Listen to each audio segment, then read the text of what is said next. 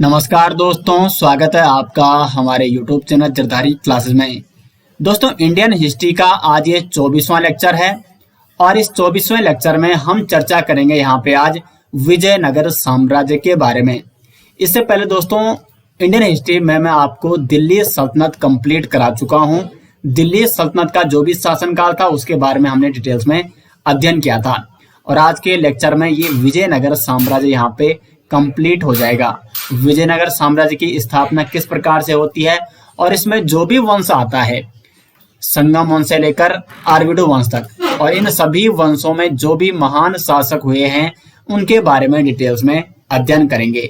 तो शुरू करते हैं दोस्तों आज का लेक्चर।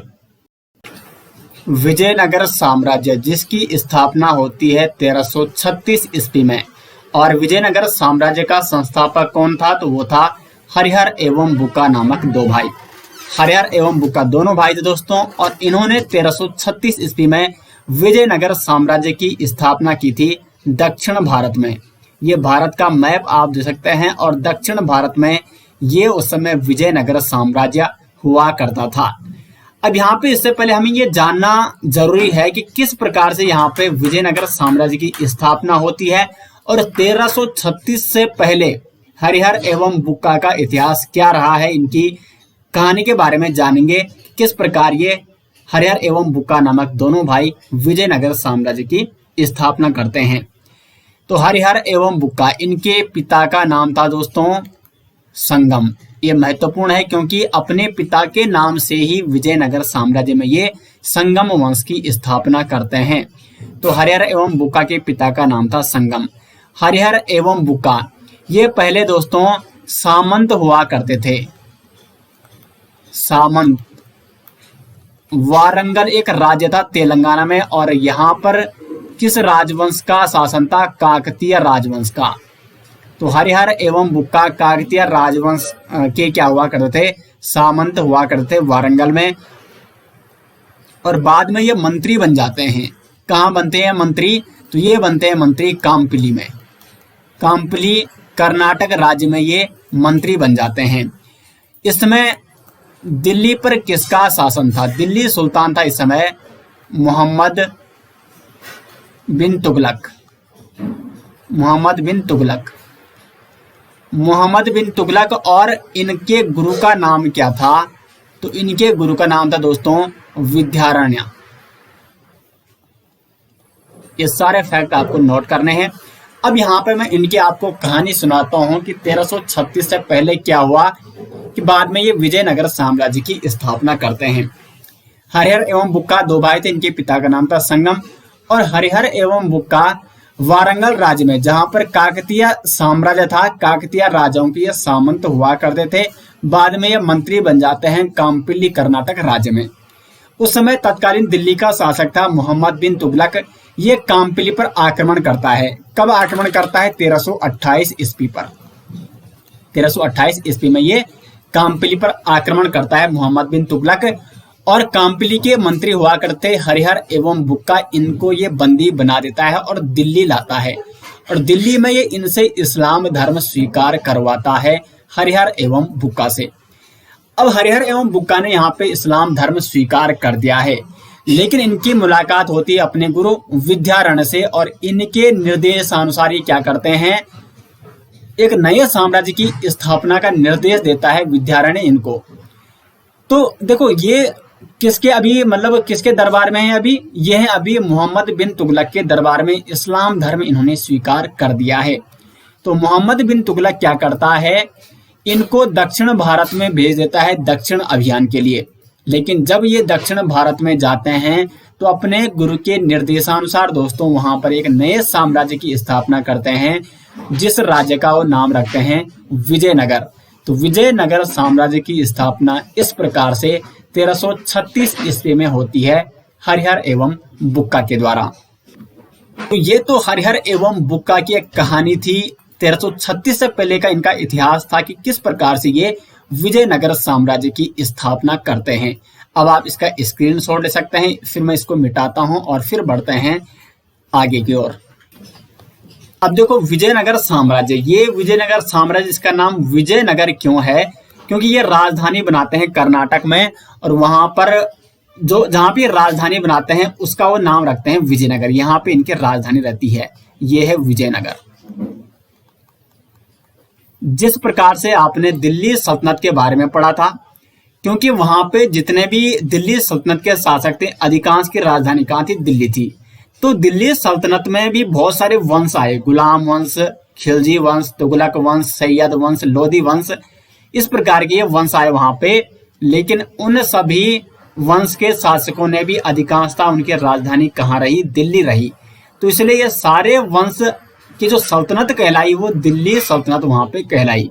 उसी प्रकार से दोस्तों विजयनगर साम्राज्य, क्योंकि विजयनगर राजधानी है तो इसलिए इस साम्राज्य का नाम क्या है? विजयनगर है। लेकिन इस विजयनगर साम्राज्य के अंतर्गत भी विजयनगर साम्राज्य में बहुत सारे वंश के शासकों ने शासन किया। तो कौन कौन से वो वंश थे? तो सबसे पहले यहाँ पे आया संगम वंश। संगम वंश के बाद सालू वंश, उसके बाद तुलु वंश और उसके बाद आर्गुड वंश। अब यहां से एक महत्वपूर्ण प्रश्न दोस्तों ये बन सकता है कि क्रम बताइए आप। विजयनगर साम्राज्य के जो वंश थे उनका क्रम आपको बताना होता है। कई बार इस प्रकार से प्रश्न आता है।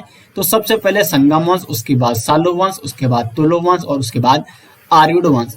एक और महत्वपूर्ण प्रश्न ये आपसे यहाँ पर पूछा जा सकता है कि हरिहर एवं बुक्का नामक दो भाइयों ने विजयनगर साम्राज्य की जब स्थापना की थी तो उस समय दिल्ली का सुल्तान कौन था, या दिल्ली सल्तनत पर किस वंश का शासन था? तो दिल्ली सल्तनत पर उस समय तुगलक वंश का शासन था। और तुगलक वंश का कौन शासक उस समय दिल्ली का सुल्तान था? तो वो था मोहम्मद बिन तुगलक, जिसने हरिहर एवं बुक्का को दिल्ली भी लाया था और दक्षिण अभियान में भेजा था। इनसे इस्लाम धर्म स्वीकार करवाया था।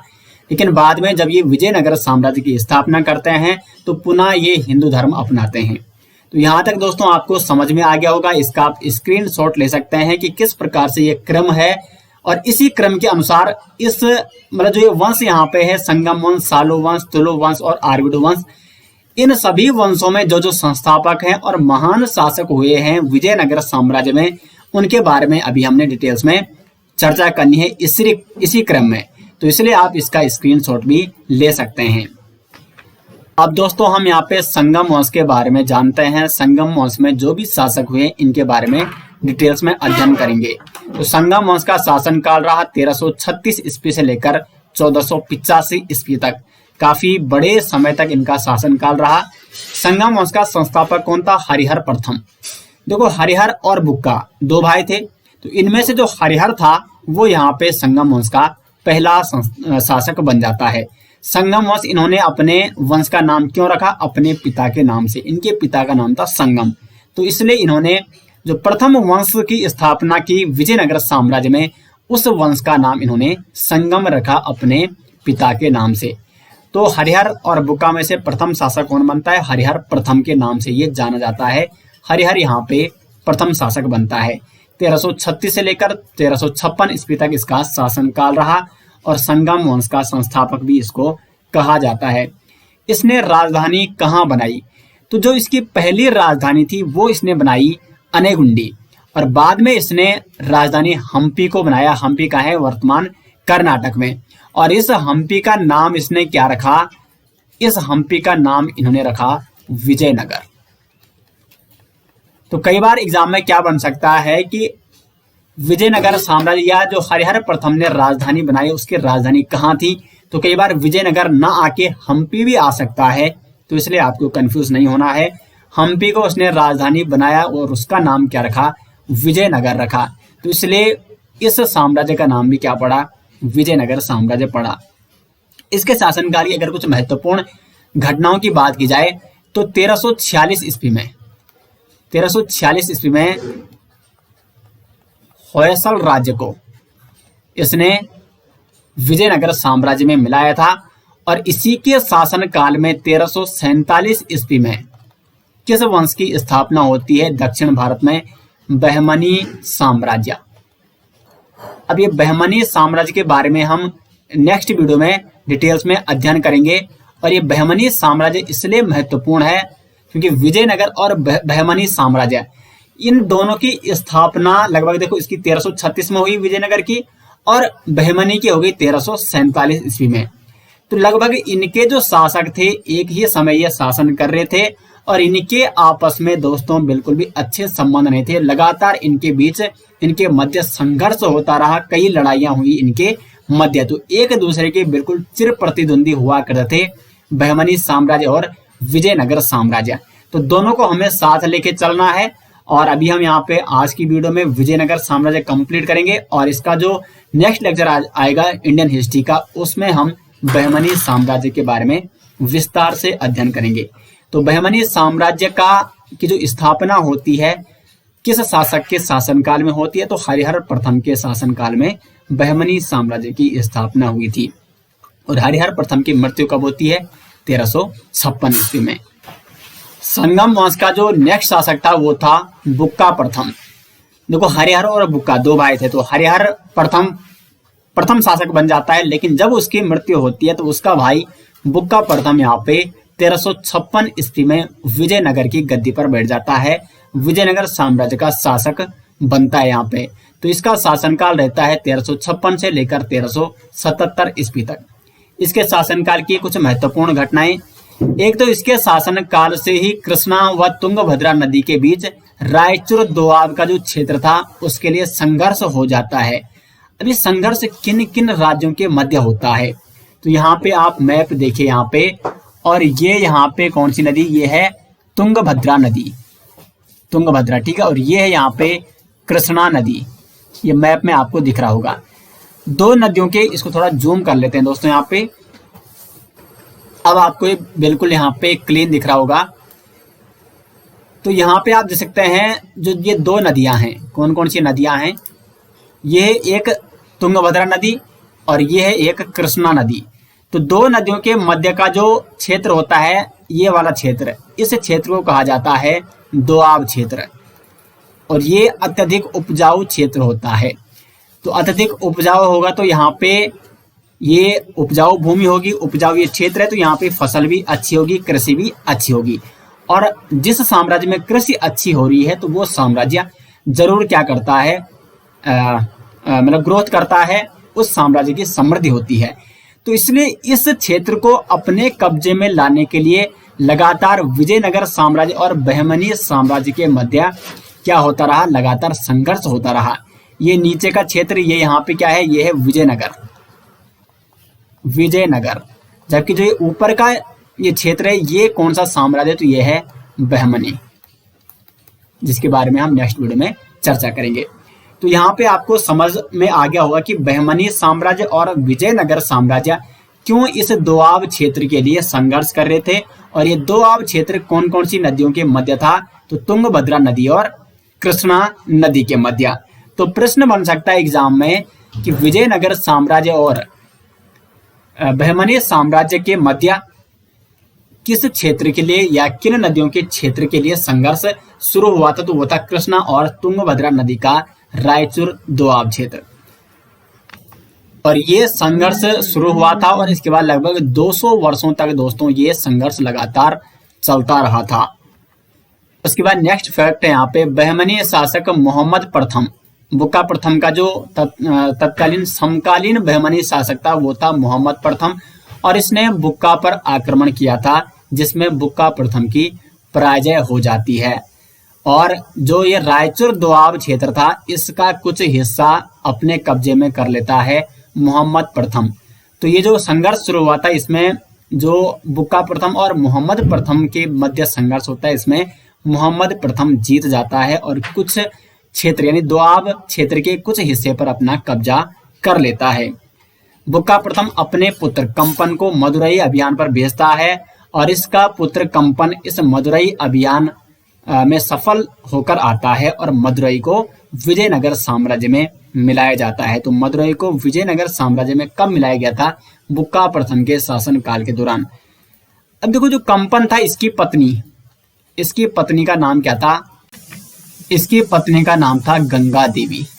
अब मैं आपको इसकी पत्नी का नाम क्यों बता रहा हूं, क्योंकि गंगा देवी ने एक रचना की है और इस रचना का नाम क्या है? मदुरया विजयम। जिसमें कंपन के मदुरई अभियान के बारे में जानकारी मिलती है।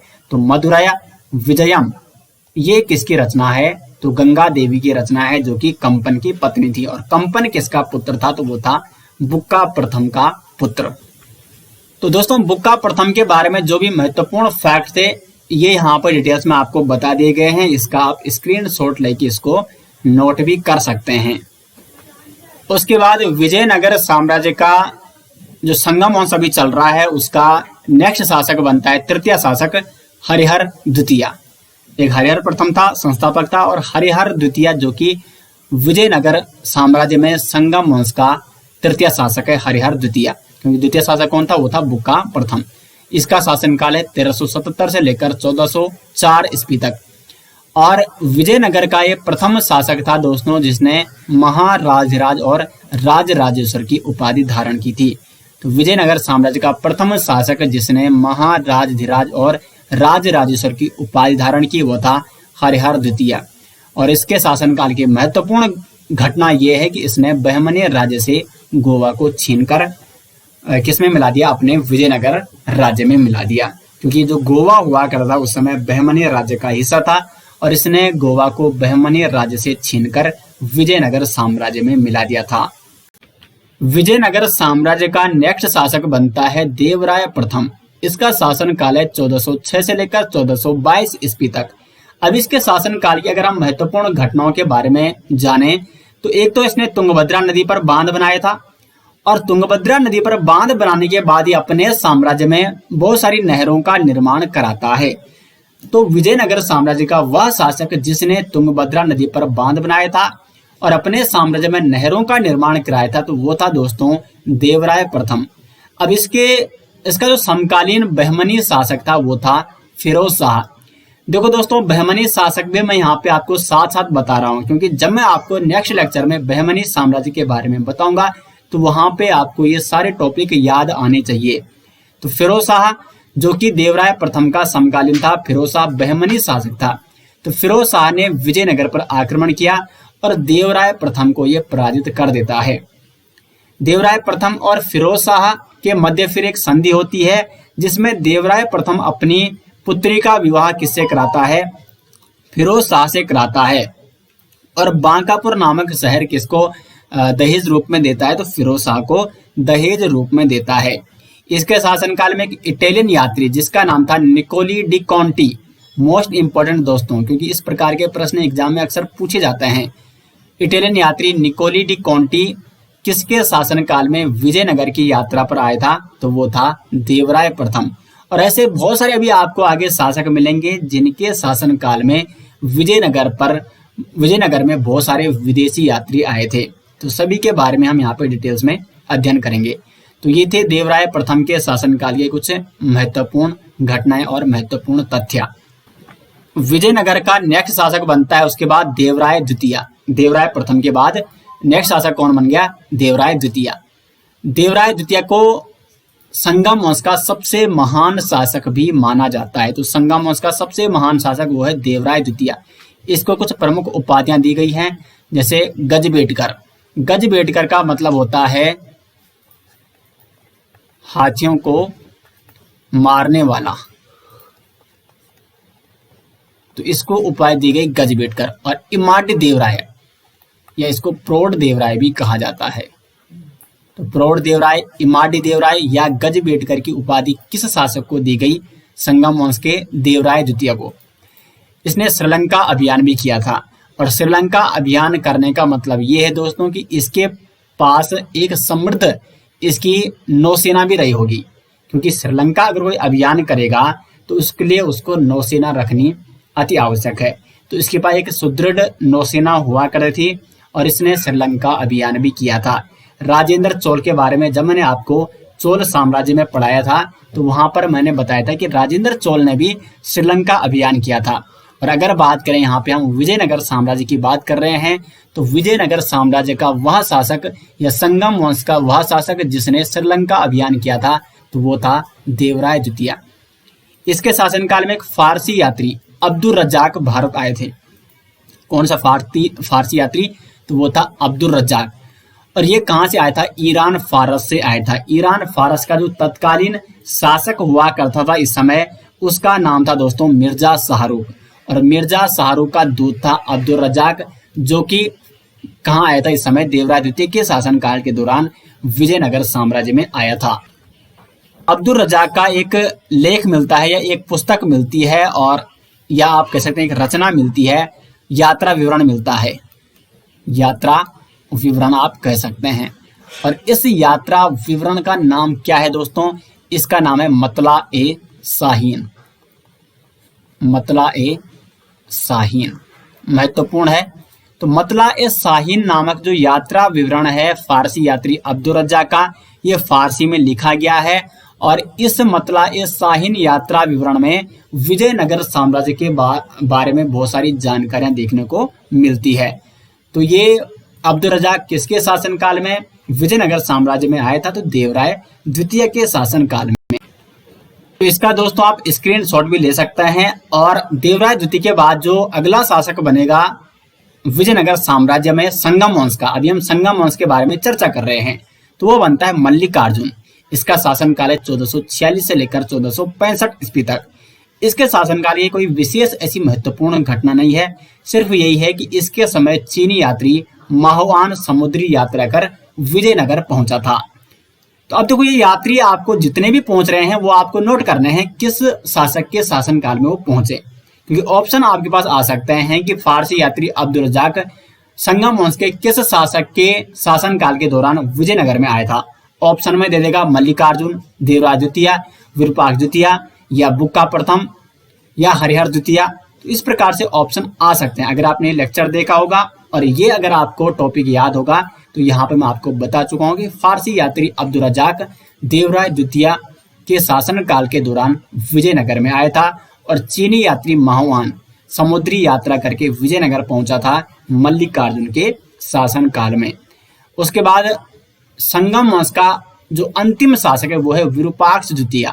1465 से लेकर 1485 तक इसने शासन किया था, और ये है संगम वंश का अंतिम शासक।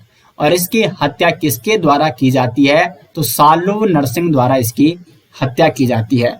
तो अब यहाँ पे जब ये संगम वंश का अंतिम शासक है, यानी इसके बाद विजयनगर साम्राज्य में एक नए वंश की स्थापना होती है, और वो नए वंश की स्थापना किसके द्वारा होगी? सालुव नरसिंह द्वारा, क्योंकि इसी ने तो यहाँ पे विरूपाक्ष द्वितीय जो कि संगम वंश का अंतिम शासक है उसकी हत्या कर दी है। तो सालुव नरसिंह एक नए वंश की स्थापना करता है जिसका नाम है सालुव वंश। अब सालुव वंश का जो शासनकाल है वो बहुत छोटे समय के लिए, बहुत कम समय के लिए रहा, 1485 से लेकर मात्र 1505 ईस्वी तक, यानी मात्र 20 सालों तक। सालुव वंश का जो संस्थापक था वो था सालुव नरसिंह, जिसने संगम वंश के अंतिम शासक विरूपाक्ष द्वितीय की हत्या करके यहाँ पे विजयनगर साम्राज्य में सालुव वंश की स्थापना की। इसका शासनकाल रहता है 1485 से लेकर 1490 ईस्वी तक। इसके बाद यहाँ पे सालुव वंश का जो अगला शासक बनता है वो है इमाडी नरसिंह।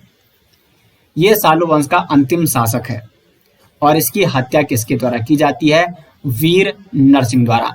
इसका अगर शासनकाल की बात करें तो 1490 से लेकर 1505 ईस्वी तक। तो इसकी हत्या किसके द्वारा की जाती है? वीर नरसिंह द्वारा की जाती है। अब देखो सालुव वंश का ये अंतिम शासक है, यानी सालुव वंश यहाँ पे समाप्त हो जाएगा, तो वीर नरसिंह द्वारा एक नए वंश की यहाँ पे स्थापना की जाएगी, और इस नए वंश का नाम है तुलु वंश।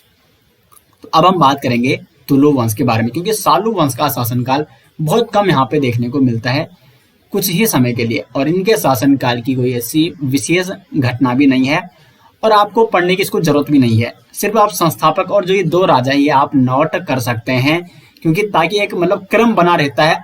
क्योंकि अगर मैं 1485 के बाद सीधे अगर 1506 में या 1505 में आ जाता तो कहीं ना कहीं आप सोचने पे मजबूर हो जाते कि इस बीच किस शासक ने शासन किया। तो ये आपको समझाने के लिए दोस्तों यहाँ पे बताना जरूरी है, और क्रम इससे बना रहता है ताकि समझने में सहायता मिले। तो हर टॉपिक मेरा उद्देश्य यही रहता है कि डिटेल्स में बताऊं ताकि आपको समझने में बड़ी आसानी हो। अब यहाँ पे तुलु वंश की स्थापना हो चुकी है, और तुलु वंश का जो शासन काल रहता है वो रहता है 1505 से लेकर 1565 ईस्वी तक। तुलु वंश का संस्थापक कौन है? तो वह है वीर नरसिंह। वीर नरसिंह का शासनकाल है 1505 से लेकर 1509 ईस्वी तक। यहाँ पे आपने देखा होगा कि किस प्रकार वीर नरसिंह ने इमाडी नरसिंह की हत्या करके एक नए राजवंश विजयनगर साम्राज्य में एक नए वंश तुलु वंश की स्थापना कर दी है। तो तुलु वंश का संस्थापक है वीर नरसिंह और इसको उपाधि दी गई है भुजबल की। अब यहाँ पे एक अन्य महत्वपूर्ण फैक्ट आपको ये ध्यान देना है कि जब तुलु वंश यहाँ पे शासन कर रहा है तो इस समय भारत में पुर्तगालियों की एंट्री भी हो चुकी है। पुर्तगाली भी एक तरफ से अपने साम्राज्य को विस्तार करने में, अपने व्यापार को विस्तार करने में लगे हुए हैं। तो उस समय तत्कालीन वीर नरसिंह के समय जो तत्कालीन पुर्तगाली गवर्नर था तो उसका नाम था फ्रांसिस्को दी अल्मीडा। तो वो यहाँ पे उस समय गवर्नर था पुर्तगालियों का। तो पुर्तगाली गवर्नर अल्मीडा और वीर नरसिंह के अच्छे संबंध थे और वीर नरसिंह ने उससे घोड़े का व्यापार भी किया था। तो तुलु वंश का जो संस्थापक था वीर नरसिंह, इसके अच्छे संबंध थे पुर्तगाली गवर्नर अल्मीडा से। और वीर नरसिंह को कौन सी उपाधि दी गई है? भुजबल की उपाधि इसको प्राप्त हो रखी है। अब बात करते हैं तुलु वंश का सबसे महान शासक कृष्णदेव राय, जहां से सबसे ज्यादा प्रश्न पूछे जाते हैं। देखो, संगम वंश से मोस्टली प्रश्न बनते हैं और उसके बाद जो सर्वाधिक प्रश्न बनते हैं तुलु वंश से, और तुलु वंश के किस शासक से? तो वो है कृष्णदेव राय से। कृष्णदेव राय 1509 से लेकर 1530 ईस्वी तक इसका शासनकाल माना जाता है। और इस वंश का यानी तुलु वंश का सबसे योग्य शासक कौन था? तो वो था कृष्णदेव राय। आपने जरूर बचपन में एक तेनाली राम और कृष्णदेव राय की कहानी जरूर पढ़ी होगी। तो वो ये दोस्तों वही कृष्णदेव राय हैं और इनके दरबार में एक प्रसिद्ध इनके दरबारी थे तेनाली राम। तो इनके वो दरबारी थे। तो जो आपने कहानी पढ़ी है बचपन में तेनाली राम और कृष्णदेव राय की, तो यहाँ पे आप आज देख रहे होंगे कि तुलु वंश में आपको वो पुनः यहाँ पे पढ़नी पड़ रही है। कृष्णदेव राय के बारे में पुनः आपको यहाँ पे जानकारी समझ में आ जाएगी। तो कृष्णदेव राय इस वंश का सबसे योग्य शासक था और इसको उपाधि दी गई है आंध्र भोज एवं अभिनव भोज की। आंध्र भोज एवं अभिनव भोज की इसको उपाधि दी गई है। इसके दरबार में तेलुगु के 8 विद्वान थे जिन्हें अष्ट दिग्गज कहा जाता है।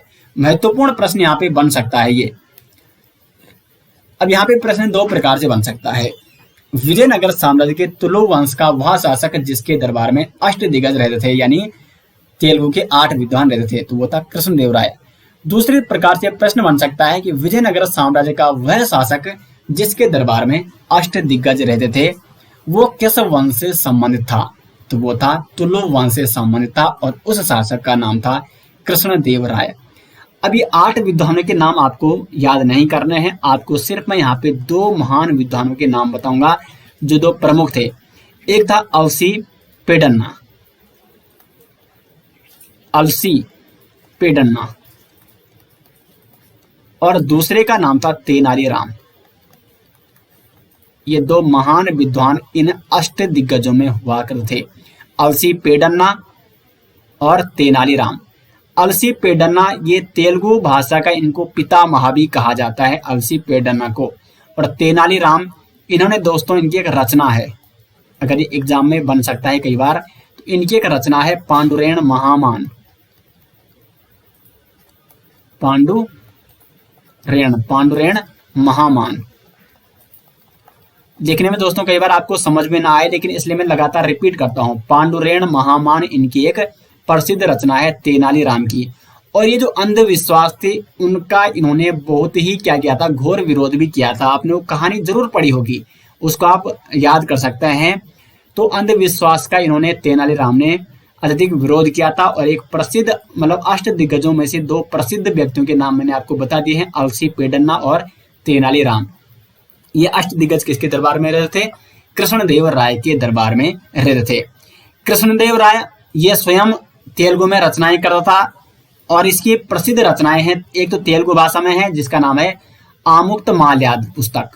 आमुक्त माल्याद पुस्तक तेलुगु भाषा में लिखी गई किसके द्वारा? कृष्णदेव राय की। और संस्कृत भाषा में 2 रचनाएं हैं, जामवती कल्याणम और दूसरा है उषा परिणय। जामवती कल्याणम व उषा परिणय ये संस्कृत भाषा में रचना है किसकी? कृष्णदेव राय की। अब यहाँ पे आप समझ गए होंगे कि कृष्णदेव राय स्वयं भी ये तेलुगु भाषा में रचनाएं लिखते थे और इनके दरबार में तेलुगु भाषा के 8 महान विद्वान थे जिन्हें अष्ट दिग्गज कहा जाता है। यानी तेलुगु भाषा का प्रचलन काफी था कृष्णदेव राय के शासन काल के दौरान। तो तेलुगु भाषा का स्वर्ण युग, तेलुगु भाषा का स्वर्ण युग इसके शासन काल को कहा जाता है। तो वो कहा जाता है कृष्णदेव राय के शासन काल को। आगे बढ़ते हैं, कुछ अन्य महत्वपूर्ण फैक्ट जो कि कृष्णदेव राय के शासन काल के हैं। तो एक तो नागलपुर नगर में हजारा मंदिर और विठल स्वामी मंदिर का इन्होंने निर्माण किया था। जो इन्होंने विजयनगर साम्राज्य में ये नागलपुर नगर बसाया था, तो ये इन्होंने बसाया था अपनी माता के नाम पर। और इस नागलपुर नगर में 2 महत्वपूर्ण मंदिर, हजारा मंदिर और विठल स्वामी मंदिर का निर्माण भी किसने कराया? तो कृष्णदेव राय ने। विठल स्वामी मंदिर बहुत ही महत्वपूर्ण है। अब देखो, इसके शासनकाल में पुर्तगाली यात्री, क्योंकि पुर्तगाली अभी भारत में आ चुके हैं, वो भी अपना साम्राज्य विस्तार कर रहे हैं, अपने व्यापार में वृद्धि कर रहे हैं। तो पुर्तगाली यात्री बारबोसा व डोमिंगो पायस ये विजयनगर में आए थे किसके शासन काल के दौरान? तो कृष्णदेव राय के शासन काल के दौरान। अब यहाँ पे देखो, इसका शासनकाल आप यहाँ पे देख रहे होंगे। शासनकाल है 1509 से लेकर 1530 ईस्वी तक। और आप सभी जानते हैं कि 1526 ईस्वी में मुगल वंश की स्थापना हो चुकी है। दिल्ली सल्तनत जो था वो समाप्त हो चुका है। वहां पर एक नए साम्राज्य की स्थापना हो चुकी है, मुगल साम्राज्य। बाबर उसका संस्थापक था। तो बाबर मुगल वंश का कौन सा शासक कृष्णदेव राय का समकालीन है? तो वो है बाबर। और बाबर ने स्वयं दोस्तों अपनी पुस्तक बाबरनामा में कृष्णदेव राय के बारे में लिखा है और इसको एक महान और वीर शासक बताया है। दक्षिण भारत का महान और वीर शासक कौन था? ये बाबरनामा में किसने लिखा है? बाबर ने लिखा है कृष्णदेव राय के बारे में। तो इसलिए महत्वपूर्ण हो जाता है। और कृष्णदेव राय की मृत्यु हो जाती है 1529 ईस्वी में। तो कुल मिला के यहाँ पे तुलु वंश का जो महान शासक था उसकी यहाँ पे 1529 में मृत्यु हो जाती है। इसके बाद जो शासक बनता है वो है अच्युत देव राय। इसका शासनकाल है 1529 से लेकर 1542 ईस्वी तक। इसके समय पुर्तगाली यात्री नूनीज ने भारत यात्रा की थी और वो विजयनगर साम्राज्य भी गया था। और नूनीज की एक पुस्तक है chronicle of Fernao Nuniz. Chronicle of Fernao Nuniz. Nuniz एक घोड़े का व्यापारी हुआ करता था और इस क्रॉनिकल ऑफ फर्नास नूनीज में विजयनगर साम्राज्य के बारे में विस्तार से जानकारी मिलती है। फिर नेक्स्ट शासक बनता है विजयनगर साम्राज्य का सदाशिवराव। इसका शासनकाल है 1542 से लेकर 1570 ईस्वी तक और ये तुलु वंश का अंतिम शासक है। देखो, विजयनगर साम्राज्य में अभी कौन सा वंश चल रहा है? तुलु वंश चल रहा है। तो तुलु वंश का अंतिम शासक के बारे में हम अभी यहाँ पे पढ़ रहे हैं, सदाशिवराव। इसके शासनकाल में इसका एक सेनापति हुआ करता राम राय। राम राय क्या था? ये था सेनापति। तो संपूर्ण शक्ति किसके पास चली गई थी? सदाशिव राय के शासनकाल के दौरान राम राय के हाथों में वास्तविक सत्ता थी या वास्तविक सत्ता चली गई थी। अब राम राय ने क्या सोचा? बहमनी साम्राज्य के, देखो बहमनी साम्राज्य में इस समय फूट पड़ चुकी थी। जो बहमनी साम्राज्य था वो लगभग 5 भागों में 5 अलग अलग राज्यों में टूट चुका था। इसके बारे में हम डिटेल्स में नेक्स्ट लेक्चर जब हम बहमनी साम्राज्य के बारे में पढ़ेंगे तो वहां पे इसके बारे में आपको डिटेल्स में बताऊंगा कि वो कौन कौन से 5 राज्य थे। वैसे अभी यहीं पे विवरण आ जाएगा उसका, ठीक है। तो बहमनी साम्राज्य के 5 राज्यों में ये फूट डालने की कोशिश कर रहा था कौन? राम राय। लेकिन उल्टा इसको उसका दोस्तों बहुत ही बुरा परिणाम भुगतना पड़ता है राम राय को। किस प्रकार से, अभी इसको समझते हैं। एक युद्ध होता है तालीकोटा का युद्ध, राक्षस तगड़ी युद्ध और बनीहट्टी युद्ध के नाम से भी इसको जाना जाता है। तो तीनों नाम आपको नोट करने हैं, एग्जाम में कोई भी नाम आ सकता है। तालीकोटा युद्ध, राक्षस तगड़ी युद्ध या बनीहाटी युद्ध। क्या होता है इस युद्ध में? तो ये युद्ध होता है, एक तो 1565 में ये होता है और इसमें बहमनी के 4 राज्य, देखो बहमनी के 5 राज्य टूट चुके थे। यानी बहमनी जो साम्राज्य था वो 5 अलग अलग राज्यों में टूट चुका था। तो इनमें से जो 4 राज्य, किसको छोड़कर? बरार को छोड़कर, बरार को छोड़कर चलो मैं आपको यहाँ पे 5 राज्यों के बारे में बता ही देता हूं जो बहमनी साम्राज्य से अलग हुए थे। कौन कौन से वो 5 राज्य? तो सबसे पहले बरार अलग हुआ था, बरार, फिर हुआ बीजापुर, फिर यहां पे अहमदनगर, फिर है गोलकुंडा, और नेक्स्ट है दोस्तों यहां पे बीदर। तो बहमनी साम्राज्य इन 5 राज्यों में टूट चुका था। तो रामराय क्या सोचता है कि क्यों ना मैं इन 5 राज्यों में फूट डालने की कोशिश करूं, और इनके बीच अगर फूट पड़ती है तो ये आपस में लड़ने लग जाएंगे। फिर मेरे को फायदा ये होगा कि मैं इन सभी राज्यों पर क्या कर सकता हूं, अपना कब्जा कर सकता हूं। लेकिन इन 5 राज्यों में बरार को छोड़कर, ये है बरार, इसको छोड़कर ये 4 राज्य बीजापुर, अहमदनगर, गोलाकुंड और बीदर, ये चारों आ जाते हैं साथ। और ये चारों राज्य ने विजयनगर पर आक्रमण कर दिया। विजयनगर का इस समय शासकों ने सदाशिव राय, लेकिन वास्तविक सत्ता किसके हाथों में है? इसके सेनापति राम राय के हाथों में। और इस युद्ध को जाना जाता है जो कि बहमनी साम्राज्य के 4 राज्यों बीजापुर, अहमदनगर, गोलकुंडा, बीदर, ये 7 आते हैं, और किसके मध्य होता है? विजयनगर साम्राज्य के मध्य ये युद्ध लड़ा जाता है। तो इस युद्ध को तालीकोटा युद्ध और राक्षस तगड़ी युद्ध या बनीहट्टी युद्ध के नाम से जाना जाता है। 1565 ईस्वी में युद्ध लड़ा गया था। परिणाम क्या होता है? विजयनगर साम्राज्य की पराजय। और इस युद्ध में सदाशिव राव का सेनापति रामराय मारा जाता है। क्योंकि जड़ कौन थी इस युद्ध की? रामराय की, क्योंकि वही तो फूट डालना चाहता था। और फिर जब रामराय की मृत्यु हो जाती है तो सदाशिव राय ने अपना अगला सेनापति किसे नियुक्त किया? तिरुमल को अपना सेनापति नियुक्त कर दिया। और तिरुमल ने इसका और बड़ा फायदा ये उठा दिया कि इसने सदाशिव राय की ही हत्या कर दी, और एक नए वंश की स्थापना हो जाती है विजयनगर साम्राज्य में, जिसका नाम है आर्विड वंश। तो ये युद्ध मोस्ट इंपॉर्टेंट है दोस्तों, क्योंकि जो ये तालीकोटा का युद्ध है या राक्षस तगड़ी का युद्ध है, इसको विजयनगर के महान युग का अंत का कारण भी माना जाता है। तो विजयनगर साम्राज्य क्योंकि इतना महान साम्राज्य था, इसमें इतने महान महान वंश और महान महान शासक हुए, लेकिन अंत में इस एक युद्ध के कारण यहाँ पे इस महान वंश का लगभग समापन शुरू हो जाता है। तो यहाँ पे अब एक विजयनगर साम्राज्य में अभी देखो पूर्ण रूप से समाप्त नहीं हुआ है, तो अभी एक मतलब धीरे धीरे अब इसका समापन शुरू हो चुका है। और इसका जो यहाँ पे अंतिम यहाँ पे तुलु वंश का शासक था सदाशिव राव, इसकी हत्या भी इसके सेनापति तिरुमल द्वारा की गई है। और इसका नया वंश यहाँ पे विजयनगर साम्राज्य का नया वंश स्थापित हो चुका है, जिसका नाम है आर्विडो वंश। 1570 से लेकर 1652 ईस्वी तक आर्विडो वंश शासन करता है। आर्विडो वंश का संस्थापक था तिरुमल, जिसने किसकी हत्या की थी? सदाशिव राय की हत्या करके आर्विडो वंश की स्थापना की। इसने राजधानी पेनुकोंडा को बनाया। और अंतिम शासक कौन था आर्विडो वंश का? वो था रंगा तृतीया। तो इस प्रकार से यहाँ पे विजयनगर साम्राज्य इस आर्विडो वंश के साथ ही समाप्त हो जाता है। तो इतने महान साम्राज्य का अंत हो जाता है अंत में, ठीक है। तो लगभग इतने शासन काल तक दोस्तों, इतने समय तक इन्होंने यहाँ पे दक्षिण भारत में विजयनगर साम्राज्य का शासन रहा। तो उम्मीद करते हैं कि विजयनगर साम्राज्य के बारे में जितने भी वंश थे और उनसे संबंधित महत्वपूर्ण तथ्य, उसके बारे में मैंने डिटेल्स में आपको बता दी है और आपको अच्छे से यहाँ पे समझ में आ गया होगा। अब दोस्तों हम यहाँ पे बात करेंगे विजयनगर की प्रशासनिक व्यवस्था के बारे में, किस प्रकार से शासन प्रशासन करते थे विजयनगर साम्राज्य के शासक।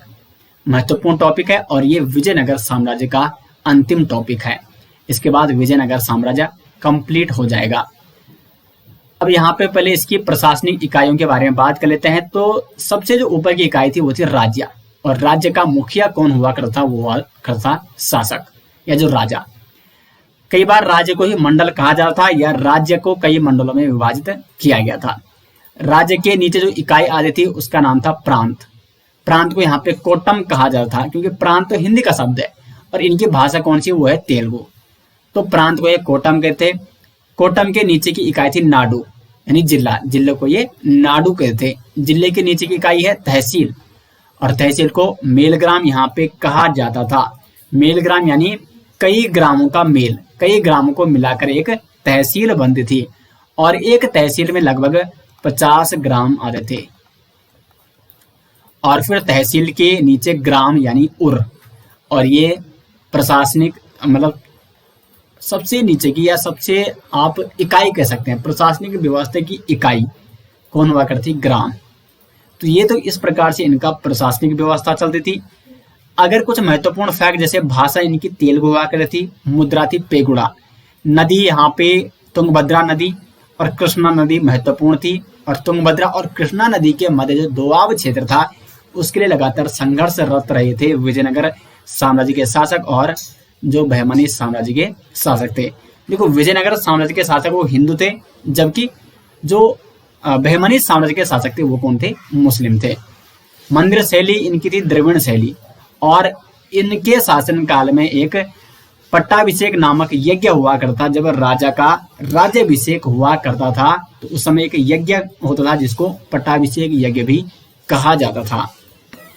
अब यहाँ पे भूमि की अगर बात करें तो विभिन्न प्रकार की भूमि थी इस समय विजयनगर साम्राज्य में। एक थी अमर भूमि, या इसको अमरम भूमि भी कहा जाता है, और ये किसको दी जाती है? अमर नायक को। अमर नायक। अब ये अमर नायक कौन थे? तो यहाँ पर सैनिकों को अमर नायक कहा जाता था। तो प्रश्न बन सकता है कि अमर नायक को या सैनिकों को दी जाने वाली भूमि उसको कहते थे अमरम भूमि या अमर भूमि। उसके बाद मंदिरों को दी जाने वाली भूमि वो थी देव भूमि। राजकीय भूमि उसका नाम था भंडारवाद भूमि। और युद्ध में जो शौर्य और प्रदर्शन करने वाले जो सैनिक हुआ करते या जिन जो शहीद हो जाते थे उनको कौन सी भूमि दी जाती? रथकोटगी भूमि। तो रथकोटगी भूमि किसको दी जाती? जो शौर्य का प्रदर्शन करते युद्ध में या जो शहीद हो जाते थे उसके परिवार को रथकोटगी नामक भूमि दी जाती थी। एक अन्य भूमि थी यहाँ पे कुटगी, कुटगी, कुटगी भूमि। ये कुटगी भूमि किस प्रकार की भूमि थी? देखो, ये भूमि थी जो अमीर लोग या जो ब्राह्मण थे, और ये स्वयं इस भूमि पर कृषि नहीं करते थे, बल्कि इस भूमि को पट्टे पर देते किसानों को, यानी किराए पर, कि वो इसमें खेती करे और उसका किराया उनको दे, जो भूमि के मालिक हुआ करते थे। और इस कुटगी भूमि में जो किसान खेती करते थे उन किसानों को कुदी कहा जाता था, और इन किसानों को लगभग किराए के रूप में भी कभी किसी मालिक ने रख लिया या कभी किसी मालिक ने उनको किराए के रूप में उनसे काम करवा दिया। तो ये कुछ महत्वपूर्ण यहाँ पे भू व्यवस्था और भूमि के प्रकार थे कि किस प्रकार उस समय की कृषि चलती थी और किस समय उस प्रकार की भूमि उस समय की भूमि हुआ करती थी। उपज के आधार पर अगर बात करें भूमि के प्रकार, तो सिंचित भूमि ये सबसे उपजाऊ भूमि थी और यहाँ पर टैक्स भी सबसे ज्यादा पड़ता था। उसके बाद बागानी भूमि, इससे कम उपजाऊ तो इसमें टैक्स भी कम। उसके बाद उसर भूमि, इसमें प्रतिवर्ष कृषि नहीं होती बल्कि कभी कभी कृषि होती थी। और उसके बाद जंगली भूमि, ये तो बिल्कुल बंजर भूमि हुआ करती, इस पर तो खैर टैक्स क्या ही पड़ना था क्योंकि ये क्या थी, एक प्रकार की बंजर भूमि थी। उसके बाद यहाँ पे भू राजस्व को सिरत कहा जाता था, सिरत कर। और भू राजस्व या जो सिरत कर लिया जाता था वो उपज का 1/6वां भाग लिया जाता था उपज का, ठीक है। भू राजस्व कर कितना था, 1/6 भाग। दास प्रथा यहाँ पे प्रचलित थी। और वेशवग एक महत्वपूर्ण शब्द है, इसका मतलब क्या था, दासों का क्रय विक्रय। तो इसका मतलब विजयनगर साम्राज्य में दास प्रथा का प्रचलन काफी था। तो ये हो गया दोस्तों विजयनगर साम्राज्य यहाँ पे कंप्लीट। इसके एमसीक्यू आज नहीं आ पाए, लेकिन इसके एमसीक्यू और बहमनी साम्राज्य के एमसीक्यू हम एक ही वीडियो में लाएंगे, यानी जब हम इसके बाद बहमनी साम्राज्य के बारे में बताएंगे तो उसी वीडियो में विजयनगर साम्राज्य के भी एमसीक्यू और बहमनी साम्राज्य के भी एमसीक्यू आपको बताए जाएंगे। तो उम्मीद करते हैं दोस्तों कि विजयनगर साम्राज्य आपको समझ में आ गया होगा। काफी डिटेल्स में हमने इसके बारे में अध्ययन किया और विजयनगर साम्राज्य में जितने भी शासक हुए, जितने भी वंश हुए, उनके बारे में हमने क्रमानुसार अध्ययन किया और उसके बाद अंत में हमने विजयनगर की प्रशासनिक व्यवस्था के बारे में अध्ययन किया। तो उम्मीद करते हैं कि आपको ये लेक्चर पसंद आया होगा। लेक्चर आपको कैसे लग रहे हैं दोस्तों इंडियन हिस्ट्री के कमेंट बॉक्स में जरूर बताएं। मिलते हैं नेक्स्ट लेक्चर के साथ, तब तक के लिए धन्यवाद।